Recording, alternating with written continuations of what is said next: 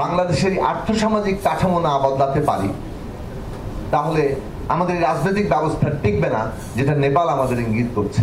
রাজনৈতিক দলগুলো যারা ভবিষ্যতে জনপ্রতিনিধিত্ব অর্জন করবেন, তাদের ক্ষেত্রে বাধ্যতা কিভাবে আরোপ করা যায়, আইনি বাধ্যবাধকতা, এই আমাদের ঐকমত্যের অংশ, সেটা নির্ধারণ করার জন্য আমরা প্রস্তাব উত্থাপন করেছি। আমরা এখনো মনে করি ঐকমত্য কমিশন প্রয়োজনে সময় বাড়িয়ে কোনো না কোনো পথ তৈরি করবেন, কারণ প্রয়োজনীয়তাই আইনের জন্ম দেয়। প্রয়োজনীয়তার ভিত্তিতেই কিন্তু সমস্ত কিছু হয়। আইন অনুযায়ী আমরা চলি না, আমাদের বাস্তব প্রয়োজন অনুযায়ী আইন তৈরি হয়, আইন পরিবর্তিত হয়। এই ফান্ডামেন্টাল প্রিন্সিপাল যদি আমরা গ্রহণ করি, তাহলে আমরা বাংলাদেশের এই বিশেষ বাস্তবতায় এটা রাখবো। কেউ কেউ বলছেন যে এই সরকার সাংবিধানিক, কেউ কেউ বলছেন এই সরকার সাংবিধানিক না।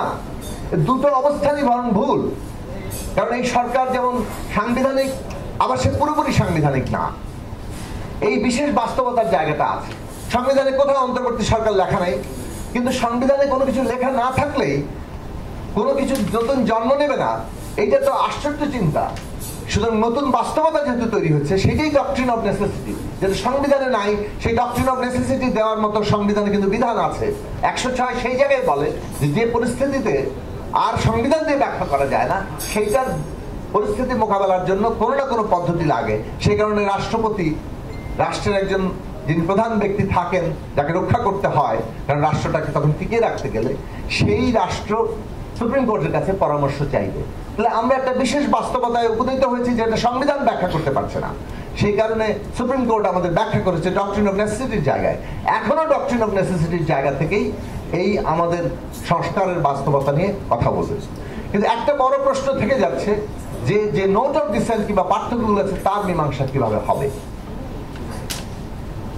সেটার মীমাংসা জনগণ করবেন, কিন্তু জনগণের প্রশ্নে একটা গুরুত্বপূর্ণ তর্ক হচ্ছে যে আচ্ছা, আগামী নির্বাচনের পরে রাজনৈতিক দলগুলো কিংবা যারা সংখ্যাগরিষ্ঠতা পাবেন, তারা যদি এটা বাস্তবায়ন না করেন, তাহলে প্রধান প্রশ্ন পদ্ধতিগত নয়, অনাস্থাগত। সে কারণে সেই অনাস্থার প্রশ্ন মীমাংসা হতে পারে আইনি বাধ্যবাধকতা। কিন্তু যদি প্রশ্নটা এরকম দাঁড়ায় যে রাজনৈতিক অনাস্থার প্রশ্নই আমাদের পলিটিক্যাল পার্টির রাজনৈতিক মাইলেজ নেওয়া মূল অস্ত্র হয়ে ওঠে এবং সেটার ভিত্তিতে আমরা দ্বন্দ্ব করতে থাকি, তাহলে আমরা আবার সংকটের জন্ম দেব। আমি আমার অবস্থান পরিষ্কার আবার করার চেষ্টা করি। আমরা একটা জায়গা তৈরি করার চেষ্টা করছি যে আমাদের মধ্যে অনাস্থা আছে, সেই অনাস্থার সমাধান কি হবে, রাজনৈতিক বাধ্যবাধকতার প্রশ্ন।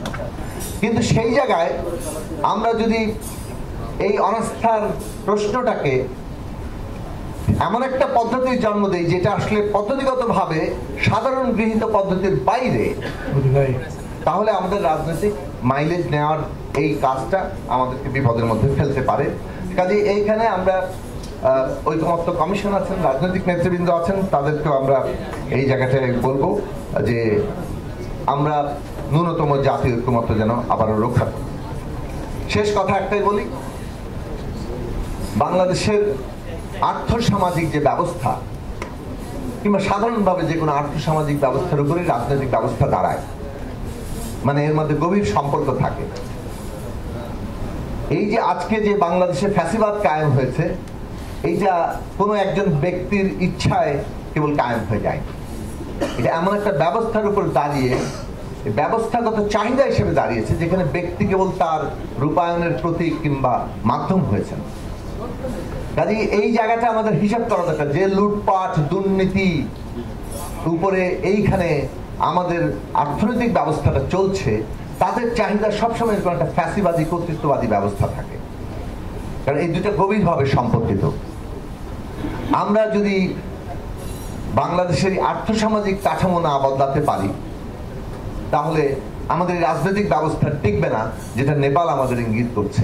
অনেক গণতান্ত্রিক সংবিধান করেও দুর্নীতি, লুটপাট এবং জনগণের বন্টনগত বৈষম্য বদলে একটা বন্টনগত ন্যায্যতা, সম্পদের বন্টনগত ন্যায্যতা তৈরি না করার ফলে আজকে সেখানে কি পরিস্থিতির সৃষ্টি হয়েছে।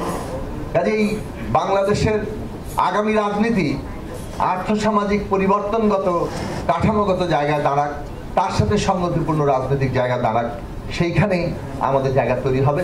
নারীর আসনের প্রশ্ন, উচ্চকক্ষের ভোটের সংখ্যানুপাতিক প্রশ্ন, এইগুলো এখন পর্যন্ত অমীমাংসিত, কিন্তু এই প্রশ্নগুলো গুরুত্বপূর্ণ। এই প্রশ্নগুলো গুরুত্বপূর্ণ মীমাংসার জায়গা। রাজনৈতিক দলগুলো ঐকমত্য কমিশনে যদি সম্ভব নাও হয়, নির্বাচনের আগে এই প্রশ্নের ফয়সালা করবেন, তখনই কিন্তু আসলে সত্যিকার একটা ইনক্লুসিভ জায়গা এবং ক্ষমতার ভারসাম্য জায়গা তৈরি হবে।